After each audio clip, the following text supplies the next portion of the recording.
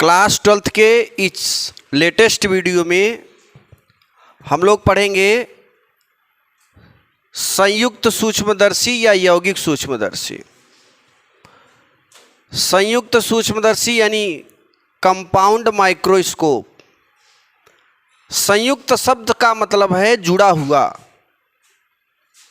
इसके पहले एक शब्द आप पहला नंबर बताए थे इसके पहले वीडियो में, सरल सूक्ष्मदर्शी।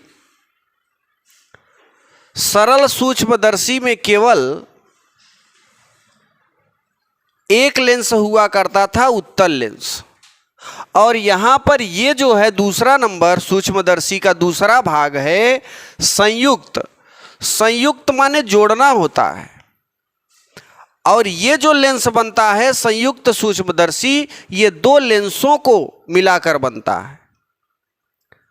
बस इसमें एक लेंस बड़ा होगा और एक लेंस छोटा होगा, बस यही खासियत है इसकी। और दो लेंस के होने के वजह से कोई भी वस्तु और छोटी से छोटी वस्तु हो उसे बड़ा कर सकते हो। मतलब जो साधारण आंख से ना दिखाई पड़ती हो उसको भी अगर हमें देखना है तो संयुक्त सूक्ष्मदर्शी का प्रयोग करेंगे। और जो साधारण से थोड़ा बहुत हल्का दिख रहा हो, थोड़ा माइन्यूट थोड़ा दिख रहा है, उसे देखना है तो सरल सूक्ष्मदर्शी का प्रयोग कर दो। तो यहां पर यह है संयुक्त सूक्ष्मदर्शी। इसके पहले वाले में सरल सूक्ष्मदर्शी का चित्र बनाए थे, उसके बाद सरल सूक्ष्मदर्शी का किरण आरेख भी बनाए थे। और फिर उसकी आवर्धन क्षमता, जब अंतिम प्रतिबिंब स्पष्ट दृश्य की न्यूनतम दूरी पर प्राप्त हो और जब अंतिम प्रतिबिंब अनंत पर प्राप्त हो, है ना, दो आवर्धन क्षमता के लिए सूत्र। यहां पर आपको दो फिगर मिलेंगे। एक संयुक्त सूक्ष्मदर्शी का मिलेगा फिगर पूरा, और फिर उन दोनों लेंसों के सहायता से एक किरण आरेख मिलेगा। और फिर इस संयुक्त सूक्ष्मदर्शी का आवर्धन क्षमता m बराबर VO by UO 1 plus D by FI, और उसके नली की लंबाई जब अंतिम प्रतिबिंब स्पष्ट दृष्टि की न्यूनतम दूरी पर प्राप्त होगा तो नली की लंबाई VO प्लस UE हो जाएगा। और जब अंतिम प्रतिबिंब अनंत पर बने तो आवर्धन क्षमता m बराबर VO by UO गुणते D by FI, और नली की लंबाई VO प्लस FI, नली की लंबाई। ये सब क्या होते हैं चलिए हम लोग बताते हैं। यहाँ पे सबसे पहले हम एक संयुक्त सूक्ष्मदर्शी बनाएंगे। देखो, संयुक्त सूक्ष्मदर्शी में जिस तरफ हमारी आंख होगी वो वाला लेंस बड़ा होगा, और जिस तरफ वस्तु है वो वाला लेंस छोटा।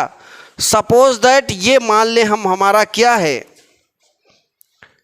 ये है संयुक्त सूक्ष्मदर्शी। इधर वाला लेंस बड़ा है तो ये नेत्रिका लेंस हो जाएगा, और इस तरफ वाला लेंस क्या है, छोटा, तो ये क्या हो जाएगा हमारा, ये कौन सा लेंस हो जाएगा, इसे हम अभिदृश्यक लेंस बोलेंगे।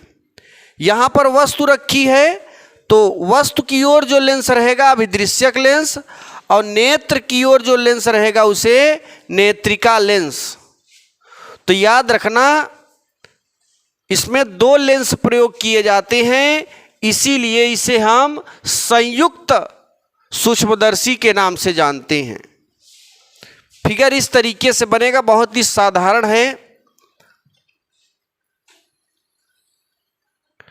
ये है हमारा नेत्रिका लेंस, और नेत्रिका लेंस खींचने के बाद अभी यहाँ पे डॉट डॉट कर देंगे, यहाँ आ जाएगा कुछ ऐसे। ये उसके बाद देखिए, ये ना किसी प्लास्टिक के फ्रेम से बंधा होता है, इस तरीके से होता है। और यहाँ पर एक दंतुरदंड चक्र व्यवस्था होता है। इसका नाम क्या है? दंतुरदंड चक्र व्यवस्था। इसका काम क्या होता है? इसका काम होता है किसी भी चित्र को जूम इन माने बड़ा करना, चित्र को बड़ा करने में। जैसे जूम इन छोटा सा चित्र है, मोबाइल में जूम करते हो कि नहीं? जूम इन करते हो तो चित्र बड़ा होता है, आउट करते हो तो छोटा हो जाता है, मतलब अपने रियल फॉर्म में आ जाता है। ऐसे दूरदर्शी में भी होता है।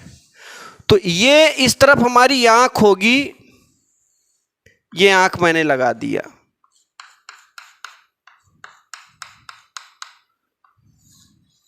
आंख है, और ये कोई मान लो वस्तु है।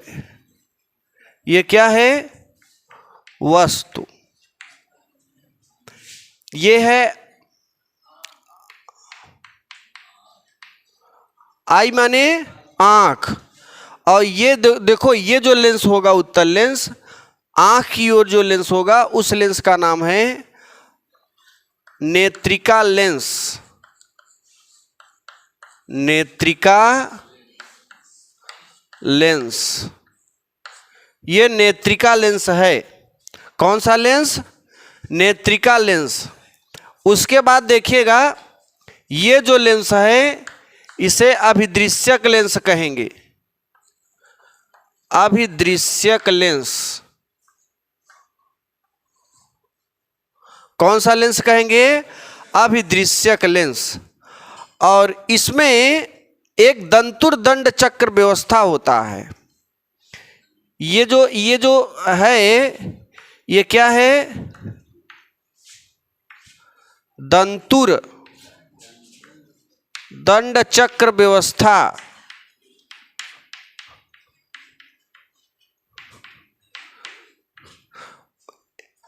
जूम इन जूम आउट का हिंदी क्या है?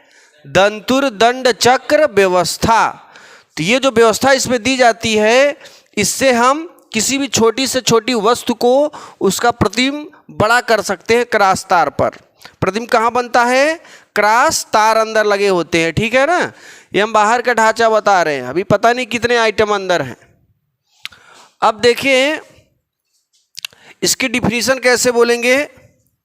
यह एक ऐसा प्रकाशिकी यंत्र है जिसकी सहायता से अति सूक्ष्म या सूक्ष्म से सूक्ष्म किसी भी वस्तु का प्रतिबिंब स्पष्ट रूप से देखा जाता है। इसमें दो उत्तल लेंस लगे होते हैं।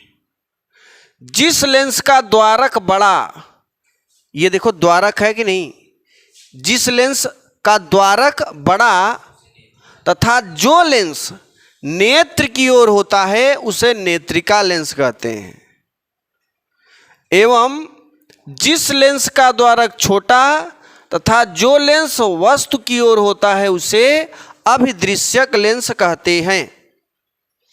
एक बार फिर से आगे बढ़ाते हैं, फिर से सुनिएगा। यह एक ऐसा प्रकाशिकी यंत्र है जिसकी सहायता से अति सूक्ष्म वस्तुओं का प्रतिबिंब स्पष्ट रूप से देखा जाता है। पैराग्राफ बदल के, इसमें दो उत्तल लेंस लगे होते हैं। जिस लेंस का द्वारक बड़ा तथा जो लेंस वस्तु की नेत्र की ओर होता है उसे नेत्रिका लेंस, तथा जिस लेंस का द्वारक छोटा जो लेंस वस्तु की ओर होता है उसे अभिदृश्यक लेंस कहते हैं। यह दोनों लेंस किसी बेलनाकार, देखो बेलनाकार है कि नहीं, किसी बेलनाकार फ्रेम से बंधे होते हैं। किससे बंधे होते हैं? फ्रेम से। तथा इसमें एक दंतुरदंड चक्र व्यवस्था होता है जिसके द्वारा किसी भी वस्तु के प्रतिबिंब को बड़ा करने में किया जाता है। छोटा तो है यही है, तो तुम छोटा कहाँ कर सकते हो, उसको हम हमेशा क्या करते हैं? बड़ा। ठीक, तो दंतुरदंड चक्र व्यवस्था का काम है किसी भी वस्तु के प्रतिबिंब को बड़ा करना। अब देखिए इसके बाद एक इसमें किरण आरेख बनेगा, ठीक। मतलब किस तरीके से प्रतिबिंब बनता है, इसमें किरण आरेख बनेगा, फिर सूत्र। तो पहले इतना आप लिखिए, फिगर बनाओ, फिर आगे बताते हैं। अब सभी लोग अगली हेडिंग लगाएंगे, संयुक्त सूक्ष्मदर्शी का किरण आरेख। किरण आरेख, ठीक है ना। अब इसमें देखिए हम लोग दो लेंस बनाएंगे और एक किरण आरेख खींचेंगे, ठीक। संयुक्त सूक्ष्मदर्शी का किरण आरेख, ध्यान से समझना। सबसे पहले यहां पे एक छोटा सा लेंस लेंगे। कैसा लेंस लेंगे?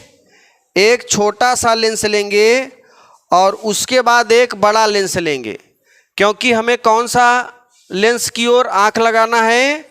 बड़े वाले लेंस। तो सबसे पहले एक छोटा सा लेंस लेते हैं, जरा ध्यान समझना, इस तरफ बनाएंगे।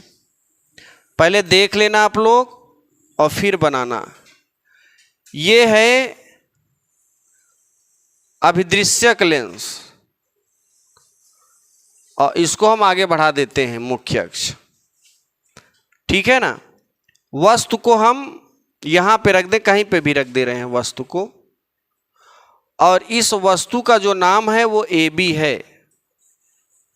क्या नाम है? AB। और ये छोटा वाला लेंस है, इस लेंस का नाम मैंने अभी क्या बताया? अभिदृश्यक लेंस।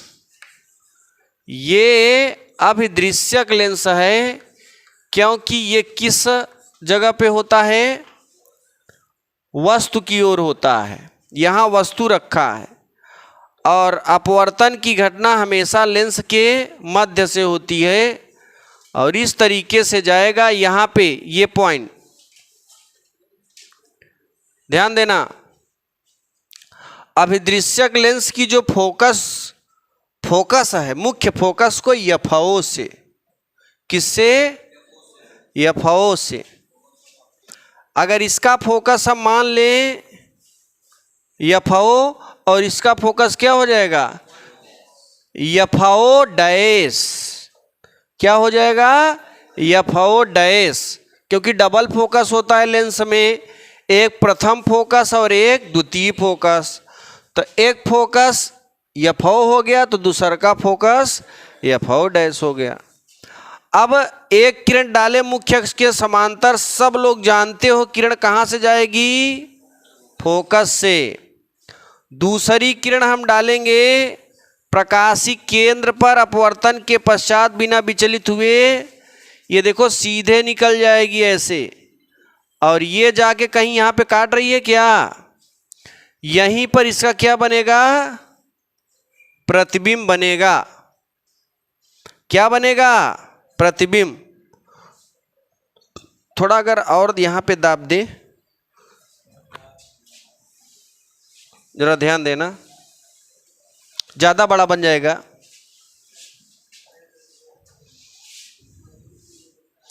देखो ये मुख्य अक्ष है, फोकस थोड़ा देखो, इसका फोकस इतनी दूर है ना, इसका भी फोकस हम इतनी ही दूर कर देंगे। ये हो जाएगा एफओ डैश। अब यहाँ पे किरण ऐसे जाएगी, ये भी किरण ऐसे जा रही है, तो यहाँ कट करेगी क्या? देखो कट कर रही है। यहाँ पर प्रतिबिंब बन रहा है बी डैश ए डैश। ये है प्रकाशिक केंद्र ओ, और किसका प्रकाशिक केंद्र है? तो इसके प्रकाशिक केंद्र को सी या ओ से, तो यहाँ पे प्रकाशिक केंद्र सीओ से। किससे? सीओ से, क्योंकि ऑब्जेक्ट का प्रकाशिक केंद्र है।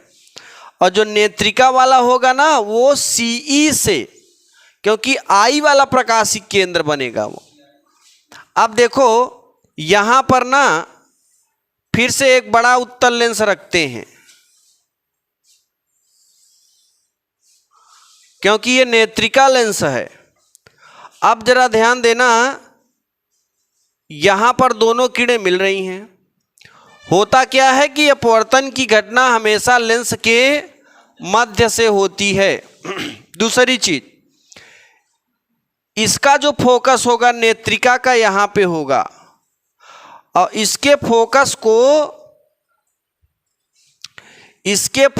को एफआई से, किससे, एफआई क्यों रख दिए, क्योंकि नेत्रिका का फोकस है।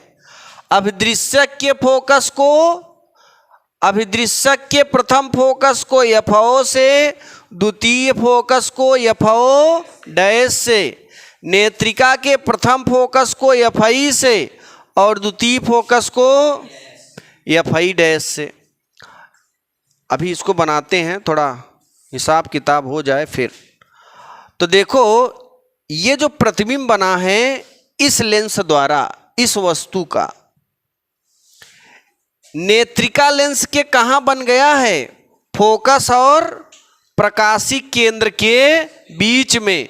मैंने कहा नेत्रिका लेंस का प्रकाशी केंद्र को सीई से, नेत्रिका लेंस,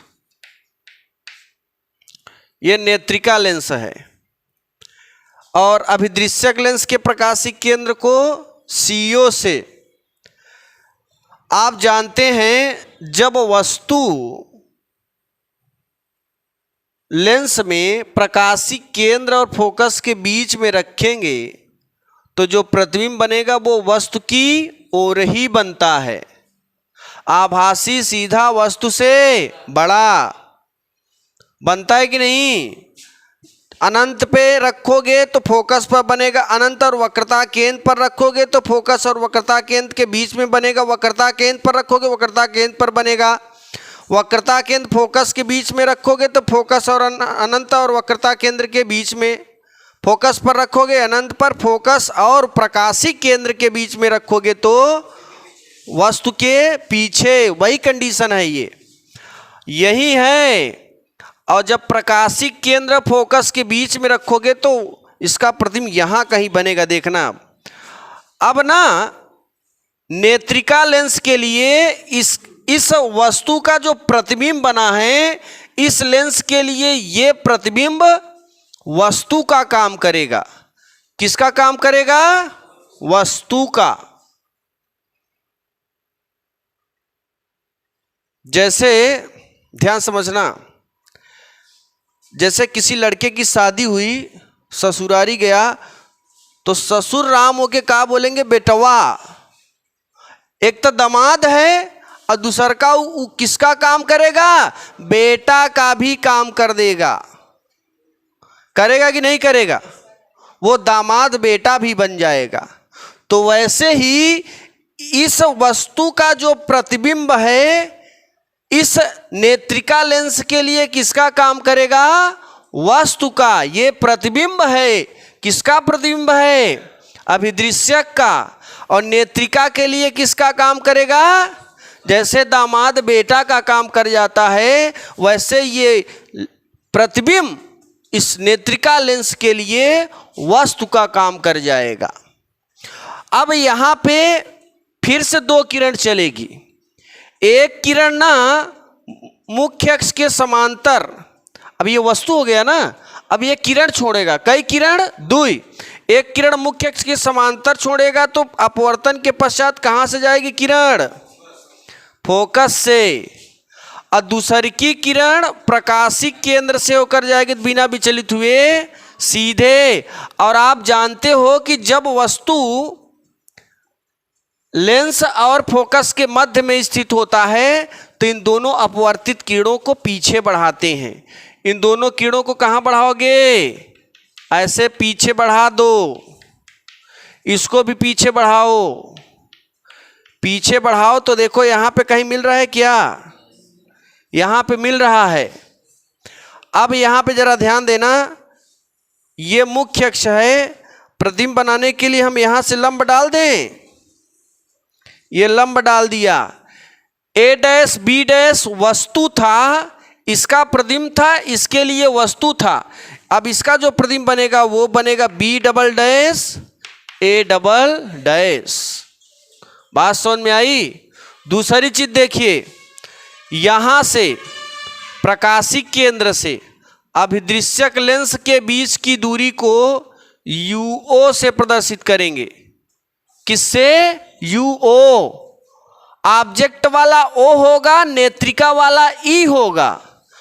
तो प्रकाशिक केंद्र से वस्तु की दूरी को UO से, किससे? O for object. और इस वस्तु का प्रतिबिंब कहां बना है? यहां पे ना।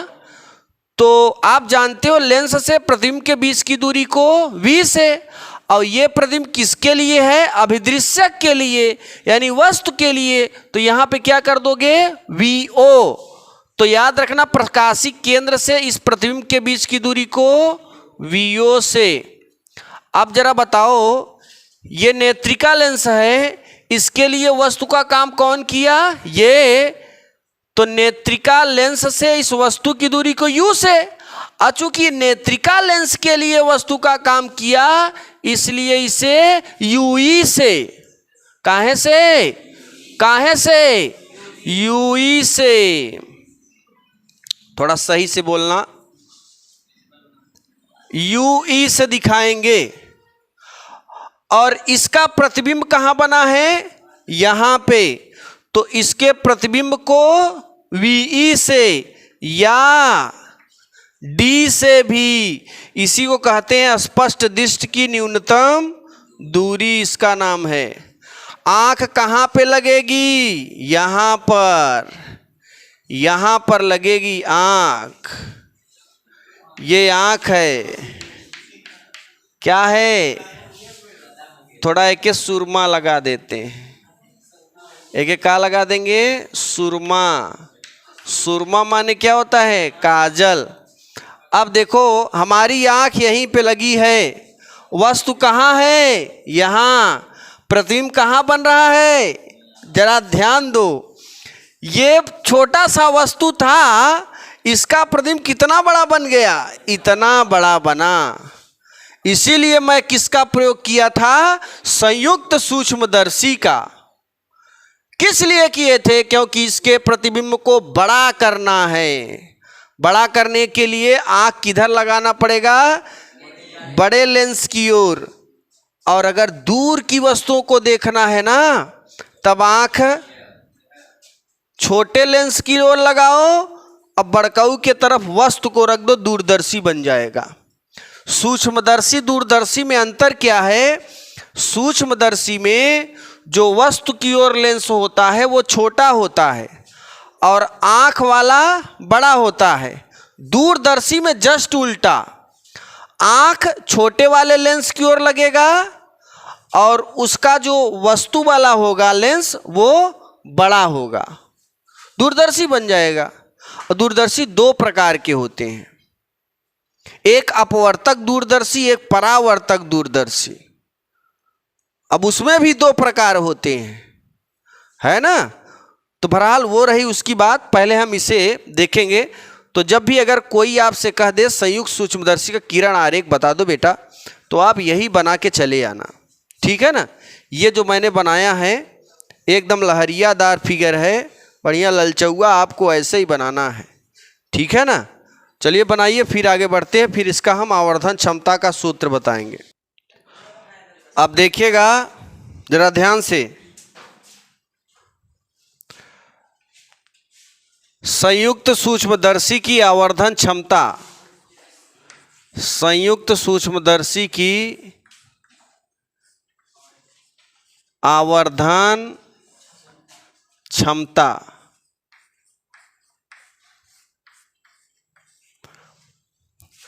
अब इसमें हम लोग आवर्धन क्षमता दो कंडीशन में निकालेंगे। एक कंडीशन में जब अंतिम प्रतिबिंब स्पष्ट दृष्टि की न्यूनतम दूरी पर प्राप्त हो, और एक कंडीशन में जब अंतिम प्रतिबिंब अनंत पर प्राप्त हो, ठीक है। तो यहाँ पर देखिए केस फर्स्ट में जब अंतिम प्रतिबिंब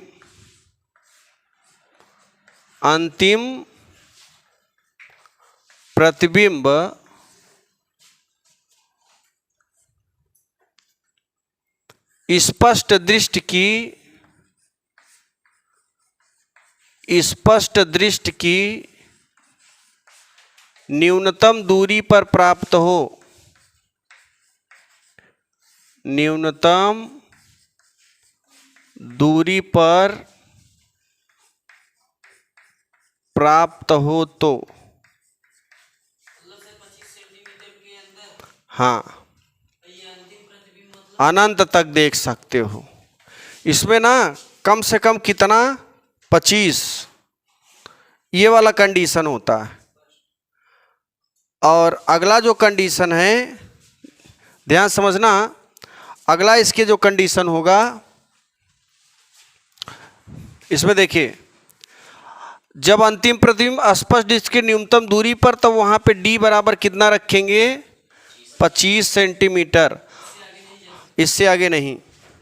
और आवर्धन क्षमता के लिए सूत्र क्या बनेगा, यम बराबर, ध्यान समझना, यम बराबर हो जाएगा वीओ अपान यूओ 1 प्लस डी अपान एफई। ये क्या है, ये है संयुक्त सूक्ष्मदर्शी की आवर्धन क्षमता।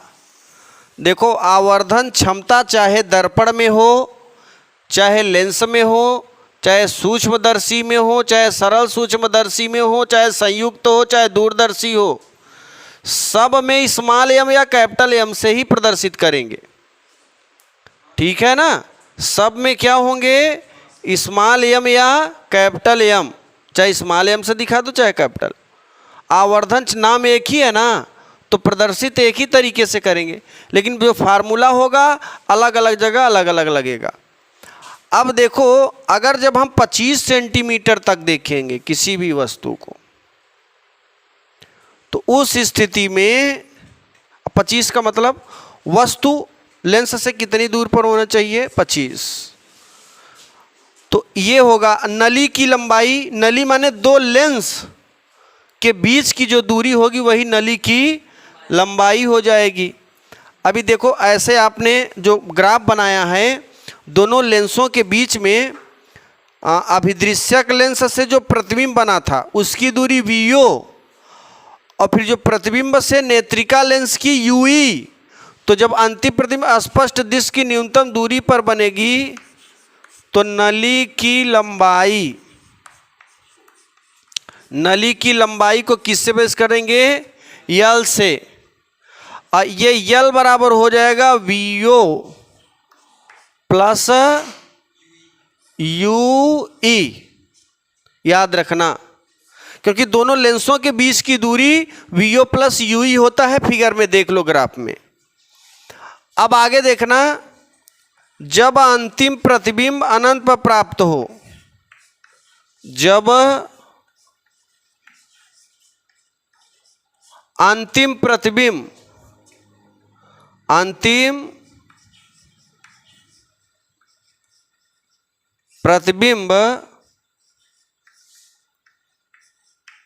अनंत पर प्राप्त